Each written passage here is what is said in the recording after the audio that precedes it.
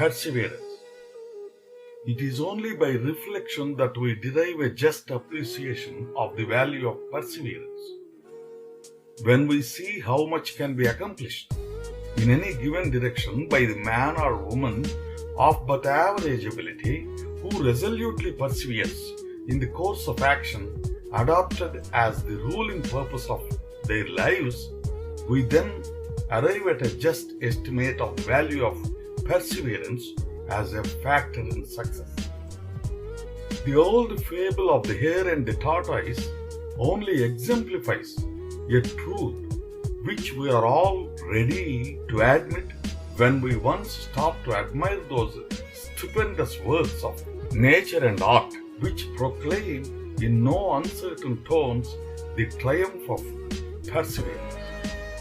All the performances of human art at which we look with praise or wonder are instances of the resistless force of perseverance. It is by this that the quarry becomes a pyramid. It is by this the Colosseum of Rome was built, and this it was that enclosed in adamant the Chinese Empire. One man's individual exertion seems to go for nothing. If a person were to compare the result of one man's work with the general design and last result, he would be overwhelmed by the sense of their disproportion.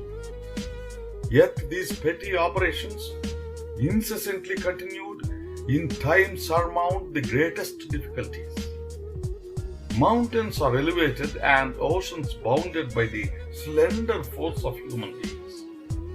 How many men who have won well-nigh imperishable renown in the world of literature, science, or art owe all their greatness to persevering efforts? How many of those whom the world calls geniuses can exclaim with Newton that they owe all their greatness to persevering efforts, and whatever they may have been able to accomplish more than ordinary has been solely by virtue of perseverance? They were the sons of unremitting industry and toil. They were once as weak and helpless as any of us, once as destitute of wisdom and power as an infant.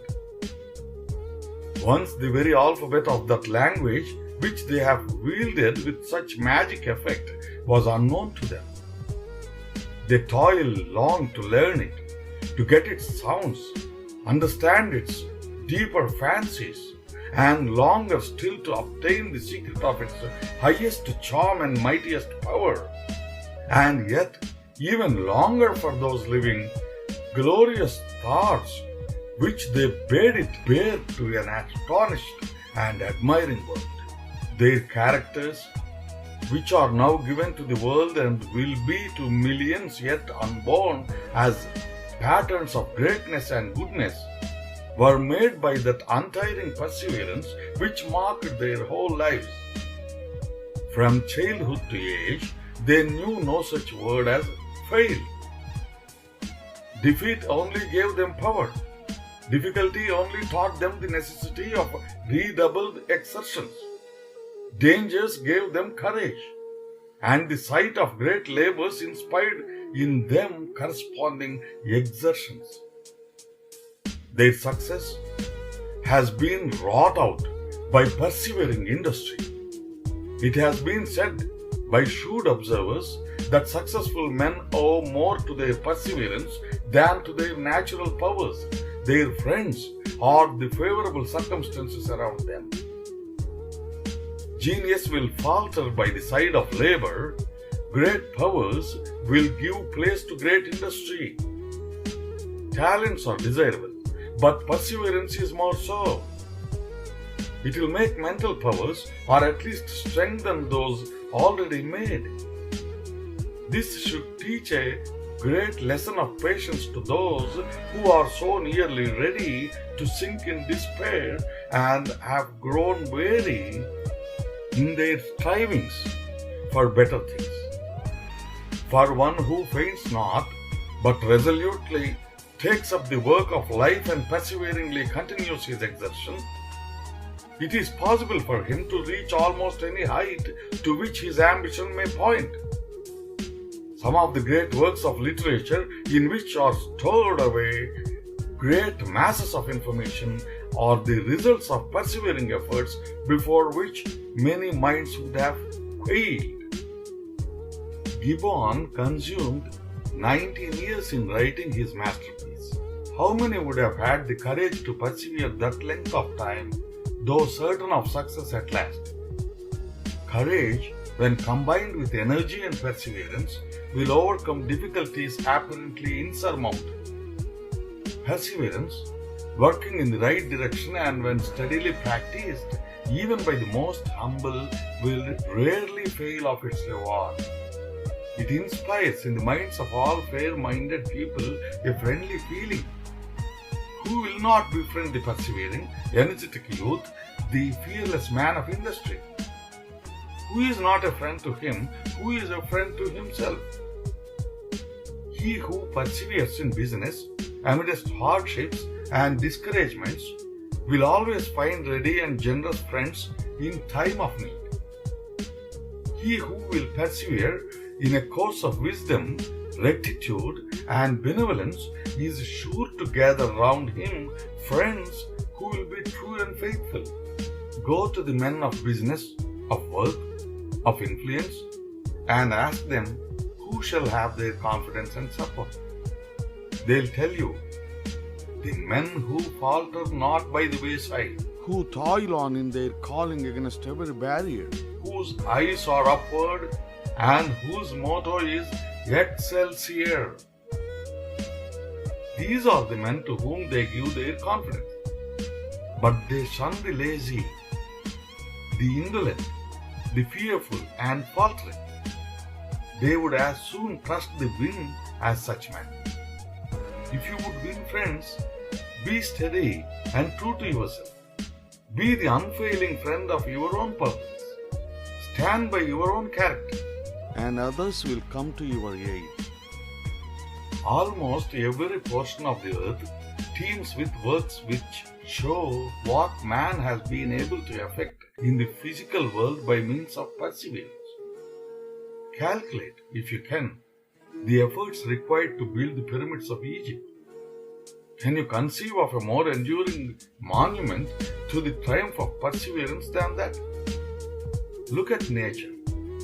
She has 1,000 voices teaching lessons of perseverance. The lofty mountains are wearing down by slow degrees. The ocean is gradually but surely filling up by deposits from its 1,000 rivers and by the labors of a little insect so small as to be almost invisible to the naked eye. Every shower that sweeps over the surface of the country tends to bring the hills and the mountains to the level of the plains. Nature has but one lesson on this subject, and that is persevere. More depends upon active perseverance than upon genius, says a common sense author upon this subject. Genius unexerted is no more genius than a bushel of acorns is a forest of oaks. There may be epics in men's brains, just as there are oaks in acorns. But the tree and the book must come out before we can measure them. Firmness of purpose is one of the most necessary sinews of character and one of the best instruments of success. Without it, genius wastes its efforts in a maze of inconsistencies. It gives power to weakness and opens to poverty the world's mark. It spreads fertility over the barren landscape and bids the choicest fruits and flowers spring up and flourish in the desert abode. There is perhaps nothing more conducive to success in any important and difficult undertaking than a firm, steady, unremitting spirit. In seasons of distress and difficulty, to abandon ourselves to dejection is evidence of a weak mind. Opposing circumstances often create strength, both mental and physical. Opposition gives us greater power of resistance. To overcome one barrier gives us greater ability to overcome the next. It is cowardice to grumble about circumstances. Instead of sinking under trouble, it becomes us in the evil day with perseverance to maintain our part, to bear up against the storm, to have recourse to those advantages which in the worst of times are always left to integrity and virtue, and never to give up the hope that better days may come. It is wonderful to see what miracles a resolute and unyielding will can achieve. Before its irresistible energy, the most formidable obstacles become as cobweb barriers in the path. Difficulties, the terrors of which cause the irresolute to sink back with dismay, provoke from the man of lofty determination only a smile. The whole history of our race, all nature, indeed, teems with examples to show what wonders may be accomplished by resolute perseverance and patient toil.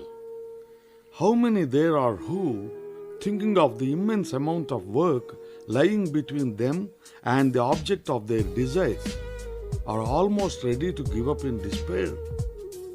But do they not, when they view the work thus in mass, forget that there is time enough, if only rightly improved, to suffice for each effort? One step after another, perseveringly continued, will enable you to arrive at your journey's end, however long it may be. It is only when you come to reckon up the aggregate number of steps that you are ready to sink under a feeling of despair. But you are not required to take them all at once. There is an allotted time for each individual step. Thus, in viewing any work that you may have marked out in life, only remember that you are not obliged to do the work all at once, that the regular daily portions performed quietly and systematically day after day will enable you to achieve almost any desired result. When we reflect on the wonderful results that perseverance has accomplished, we are led to believe that the man who wills, resolves, and perseveres can do almost anything. Everyone, then, regardless of his condition in life, should set his aim high and resolve to remit no labor necessary for its realization, but cheerfully take up the trials and burdens that life has in store for him, and carry them forward, be the discouragements what they may, to a glorious consummation. Only learn to carry a thing through in all of its details, and you have measured the secret of success. Only learn to persevere in carrying out any plan of work which an enlightened judgment decides is the best, and you will force life to yield you its grandest triumphs.